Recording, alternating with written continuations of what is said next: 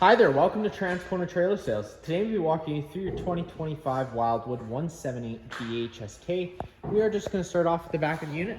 If you notice up top, you are pre-wired for your Furrion observation camera, as well as a Lippert collapsible stair system. Both are a little great additional accessory that you can get with your camper and contact the parts department to go with either of those. The observation camera is great because you can see behind you when you're backing up and when you're traveling. Lippert collapsible stair system, so you can get up and check all your seals periodically. It's a great little thing. You got your spare tire also located right at the back. And then on the back bumper, pulling that pulling it out. This is going to be where you store your sewer hose. We do have a brand new one located inside the front compartment, which is why there's not one in here yet. After your first use, this is going to be where you want to store it, as it keeps most of the smell out of the unit. You got your cable satellite hook up on the side here. Your two low point drains, you're going to have a hot and a cold. That's just to drain most of the water out of the lines. If you don't want it going stale or stagnant, or when you're done winterization, if you want to let some of the antifreeze out, it's a good idea. Crack these guys open. That's how you would do that. Next, you got your stabilizer jack. You do have them in all four corners of this unit. I'm going to hook up your 3/4 inch drive tool to this nut here. We do have that tool located inside the front compartment, but if you did have an impact, a cordless impact you want to use, it's just a 3/4 inch socket that you would need. But whenever you are using an impact or a drill of any sort, whenever you're putting them up or down, being mindful of how much torque you put on them, as you do run the risk of bending them. Once this foot contacts the ground, 1/8 turn, take any bounce or sway you see we have in the unit right now away. They are stabilizing jacks, they're not leveling jacks. A little further ahead, you got your standard 30 amp twist lock connection. You just take a note of that notch there. It lines up with this notch on this side. Firm, pushing it into place, 1/8 turn to lock it in. Then you got that threaded collar to really lock it down. If you follow that cord back, you do have your standard 30 amp plug-in. Most campsites should have this and you can plug right on in, but let's say you have the unit at home on your driveway, or your campsite only has a 15 amp service, which is your standard household outlet. We do include that 15 amp park adapter. Just keep it in mind when you're going down to 15 amps of power, you won't be able to run your air conditioner, but most of the other things will work. It is to run your fridge, your lights, charge up your battery, that sort of thing. Right down below, you got your main sewer outlet here. Twisting that off, pulling, taking note of those 2 ears there. Those are the same ears your sewer hose has. You're just lining them up with tabs on either side, locking it into place. You're all locked in. Next, you got your gray valve and your black valve. You always want to empty your black valve first, as it's going to be your dirtiest water filled from your toilets, and then you can come behind that with your gray valve, which is typically a little cleaner water filled from your sinks and your showers. Coming up top again here, you got your city water connection. So if you're at a service, thread a garden hose in there, turn it on, pressurizes all those lines without the needing to run your water pump. Down below, you got your black tank flush. The way that works is if you're noticing false monitor panel readings or just an odor around the unit, thread a garden hose in here, turn it on. It's going to spray that tank out, rinsing things out, but always making sure you take mind of the caution sticker that's here. You do have to have your sewer connected and your black tank valve open. Reason being, if you're pushing pressure inside the tank and that pressure has nowhere to go, it could expand that tank to the point of cracking. So again, just always being mindful whenever you're using this, you do have to have that tank open and connected for it to operate properly and not cause any damage. Coming up here, we got your front compartment, opening that guy up. That is where you got your 3/4 inch drive tool for the stabilizer jacks. I told you about that. Coming around to the front of the unit. Underneath here is your propane tank cover. I just have this loosely on just for the purpose of the video. It will be secured on there once you come and pick it up. Got your propane tank right at the front, pretty standard. Wing nut on this side, loosen it off so you can pull it out of place after you loosen off this little safety strap. And then just counterclockwise, like any standard barbecue, opens up the flow of propane to the unit. Down below, you got your battery disconnect switch with it in the on position like it is now. Batteries are connected to the unit. Turning it to the off position would disconnect those batteries from the unit. Battery located inside that box.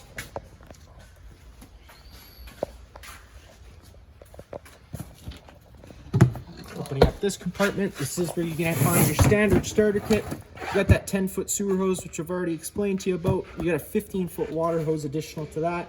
And then that 15 amp park adapter, which I've already told you about. And then some other miscellaneous goodies.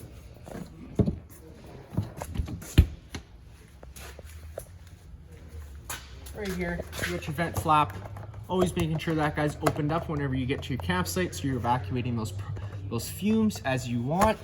And then whenever you're traveling, just making sure you line them up in place here. Sometimes it can take you a couple tries. Sometimes you almost need a little step ladder to get up so you can see what you're doing. But once it snaps into place like so,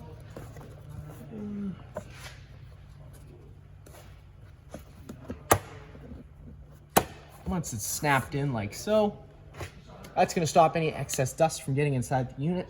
Keep cleaning down to a minimum and capping to a maximum. You got your furnace exhaust right down below here. Whenever that's on, it's going to be blowing out hot air, so just be mindful of that. You got any camping chairs in front of it, probably going to burn. Fresh water connection. Threading your guard, put a garden hose in there. If you're out boondocking or your campsite doesn't have water, that's going to be what fills your fresh tank, and that's what your water pump draws off of. The drain for it, just right down below here, you got this cap. Loosening that guy off. It's going to drain all the water that's inside the fresh tank out.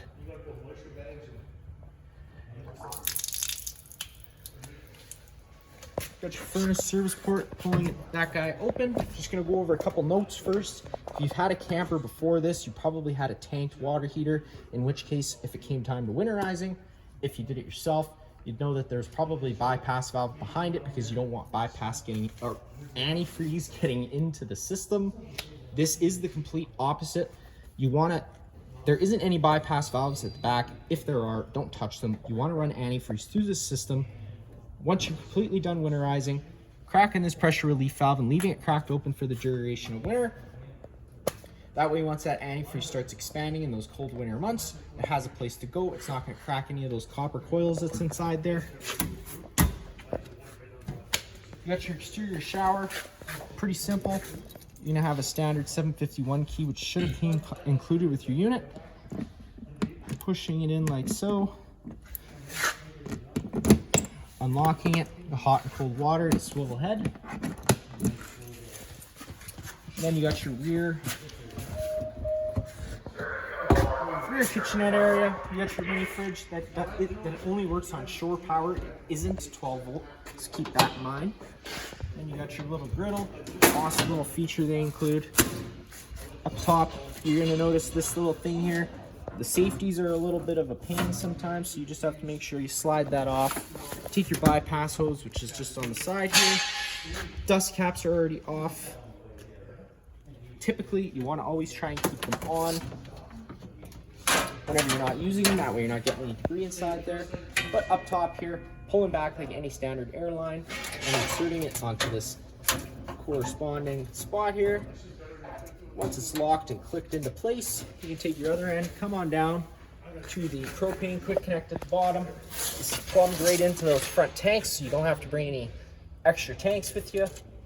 Taking the dust cap off, closing the flow of propane, which probably should have been already closed. Pull back on the collar like so, insert that into place, lock it in, opening up the flow of propane. Now you can hit your igniter. As an added safety feature, it's not going to let you operate that collar with the flow open. You do have to close the flow to disconnect the line, and then it would just be the total opposite for folding it back up. I'm not going to do that on video today.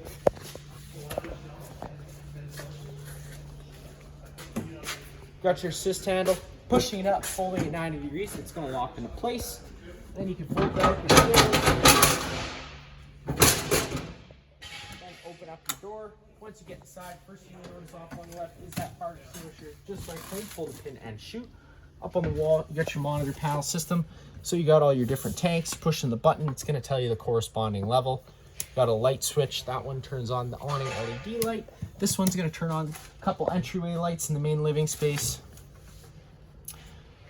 I forgot to mention while we were outside, but whenever you have your door fully open, notice it does come into contact with that awning arm. So whenever you're running your awning in or out, always making sure that you have the door closed 90 degrees. That way you're not causing yourself any damage or grief. Pushing and holding the up button, the awning is going to start making its way out. Once fully extended, you're going to see the back of the metal tubing, a little flat hanging down. Sometimes that flat can get stuck in have to retract it quickly and put it back out, and it should come down. Unfortunately, today we're not going to get to that point just due to space. My bait isn't wide enough. So that's all we're going out today. But if we're to start raining, you can take any arm puncher here, push in these 2 plastic ears, then you would have to pull in on this arm, and you can set it into any of the corresponding spots, and it's going to change the pitch of the awning head, allowing water to run off if it were raining. Now it also allows for more shade underneath, so if you like that better, you can do the same thing with the front arm, just making sure that you always reset these arms back to their original holes before you bring them in. That way they don't bend anything. Then to get it in, pushing and holding the down button, awning's going to start rolling its way in. Once the arms contact the side of the trailer, they're going to automatically cut out. One quick note on the awning: if it was raining, let's say the wind's picked up, or you're just noticing the water's not pooling off enough, so you don't want it to rip anything or bend anything, and you bring this in while it's wet, at your next earliest convenient time, run that out, allow the sun to dry it off real good. You don't want to accelerate the growth of mold or mildew. Right next to it, you got your slide out control. Pushing that down will allow that slide out to start making its way out. Always making sure you know what's on either side of the slide, inside and out, before you run it. That way you're not damaging anything. The reason I say inside, so you see there, you heard the motors wind up and cut out. So that's when you're fully extended. So back to the reason I said checking the inside. Sometimes things tend to shift during travel, so you want to make sure nothing's going to get caught in there, causing any damage. And the same thing goes for the outside, making sure you have enough room on the other side to slide out. Push it out all the way, you're not going to run it into anything. And just being visual whenever you're running it, just keeping an eye on things, making sure everything's looking good. JBL speaker up on the wall, your simple standard Bluetooth speaker. Probably don't have to go over much for that. Just got to connect your phone to it and it would be playable. You got it inside the camper, you can clip it on the wall, or you can take it off if you're going to the beach. You are pre-wired for a solar system, so if you'd like to get set up with that, you can contact the parts department. It's a great little addition you can get for your camper to keep those batteries all charged up. Sleep app access on both sides of the bed, as well as plugins. And if you get your couch area, you got your Murphy bed. Pushing that guy up, that'll allow you to pull up on your couch, allow it to fold down and out. Then you can fold your bed down, push it out. Now your bed's out. Pretty easy, nice little way to save space and weight. Folding it in, pretty much the exact opposite, just grabbing it. Whenever you're pulling the couch in, you do have to assist the top a little bit sometimes, just to fold back into place nicely. And then that's that. All the blinds in the unit do work the same way. They just sit where you leave them. Push them up, they go up. Pull them down, they come down. Whenever you're using any of the storage inside this unit, always being mindful of drains, water lines, and wiring. You don't want to be damaging any of that. Of course, it can be close to it, but you don't want it touching it, banging it, or anything like that. Especially when it comes time to traveling, things tend to shift lots in trailers because the movement's can be quite aggressive back here. So just keeping that in mind. You got your little slide out area. Lights are on their own center push buttons inside here. You got your fire exit. Pull them down on that tab. That'll allow you to open up your window. Then you can slide your screen out of the way, hop on out of the unit if there were to be any sort of fire. Hopefully you never have to deal with that. Locking that back up. Always making sure if you do open the window before you start traveling again, closing them up, making sure they're latched and shut. Just going to stop any excess dust or water if it rained to get inside here. Back to your dinette area. This does turn out into a bed. You got knobs on either side. You would have to loosen off both of them, pull them out, loosen this one on this side, pull the tabletop out of its corresponding hole here. Then you can take the top, set it on your desired ledges once you have your main pull out of the way. Take your back cushions, fill in the setter, and if you were to have guests, it's a great little extra spot for people to sleep. Just if you're traveling and you put this back into place like it is now, just locking it back up, because if it's loose, it's going to allow that to travel freely. It could swing and damage something. Just want to try and avoid that. Locking that up, you got your binder that's going to contain all your keys, manuals, and some just general checklists from us, just things to keep up on. in your kitchen area.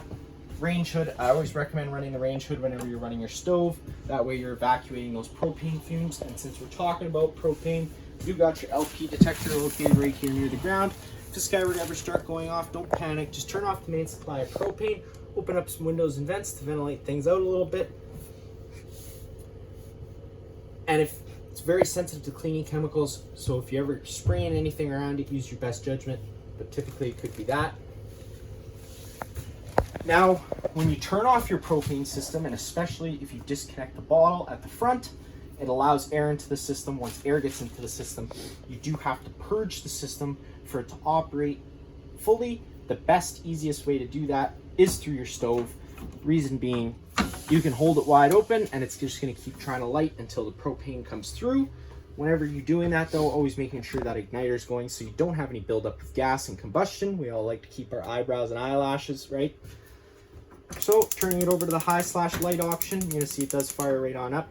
Today, because I had the propane system running earlier, sometimes it can take a few minutes, so just be patient with it.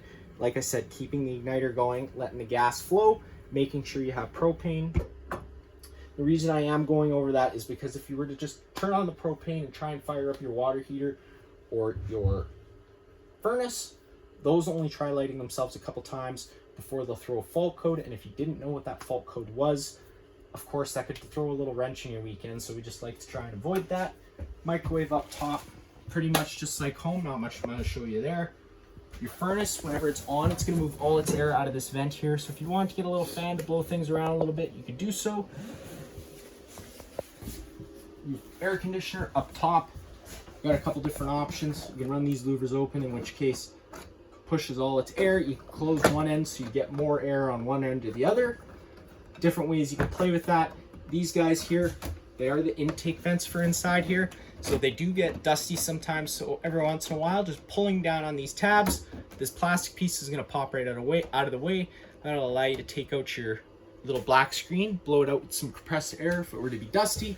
It's a great way to keep your flow flowing. You got two low fans. They're the same thing, just moving air around with the air conditioner. If you're running the furnace, you could use this to move air around. It might help a little bit. Then you got a high fan, same thing, but with no air conditioning. Now you got low cool, so that's when the air conditioning takes into effect. Next you got high cool. And another thing I'm gonna go over, you're gonna notice you got a temperature knob here. If this were to have a heat pump installed, that's why the red's there. This one doesn't have a heat pump installed, so you can pretty much just leave it on that blue option full time. Cycle it back to off to get it to go off. You got your fridge, opening up that guy. Fridge freezer combo.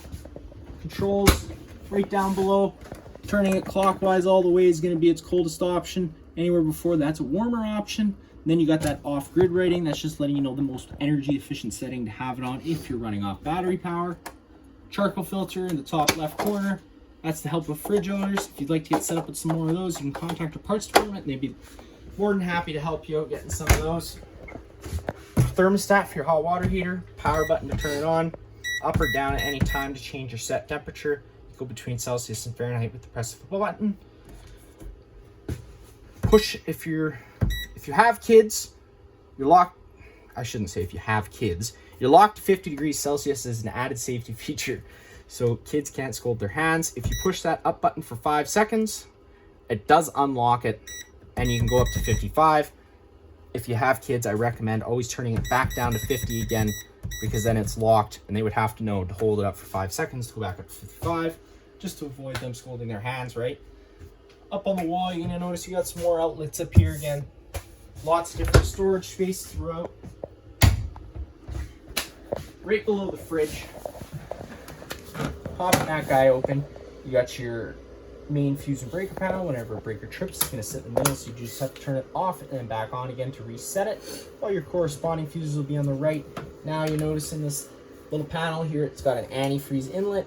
Removing the 2 screws from either side, pop this panel right out of the place. Back there is where there's going to be your water pump. That's also where you're going to find the bypass hose. If you follow the bypass hose back, it'll lead you to a valve. Turning that valve, sticking your hose into your jug of antifreeze, and that's going to be how you're winterizing the unit. And again, just double checking that you didn't bypass There shouldn't be bypass valves, but don't bypass the water heater. You do run antifreeze through it. Bunk area, lights on both. Also USB and USB-C plugins. Now on the wall here, you got your pre-mounted for a TV. Just keep in mind, whatever your TV you do put here, you got to be pretty careful. It's got to be the right size, and you don't want it to be popping off the wall too far, because the slide out has to come back and forth around it, right? Up top, pre-wired for King Wi-Fi system. If you'd like to get set up with that, again, just contact your parts department. Then you got your coax outlets, little black button back there, turns on that green light. That is turning the antenna on the roof. Now that also improves radio frequency and cell phone frequency, so I typically just leave it on when you're camping, and whenever you're done camping, turn it on off, because it does draw battery power. Some more USB plugins. Next, thermostat for your furnace, so that is how you turn it on and off. All the way to the right is its hottest setting. Anyway, before that's a colder setting, and then clicking it back to the off section turns it off. It does run for an additional 3 minutes after turning it off, just as an added safety feature to allow itself to cool down. Last but not least, we are taking a step into the bathroom. The light switch right underneath the medicine cabinet. Storage all around. Other than that, your pretty standard bathroom minus your GFI plug on the wall. You got reset up top, testing in the down below. If you ever have an outlet that doesn't work, this would be the first place I'd look. And then in the shower, you do got your roof vent. Pulling down on the handle, swinging that up. It's going to open up that roof vent. You can then turn on your fan in the top corner there.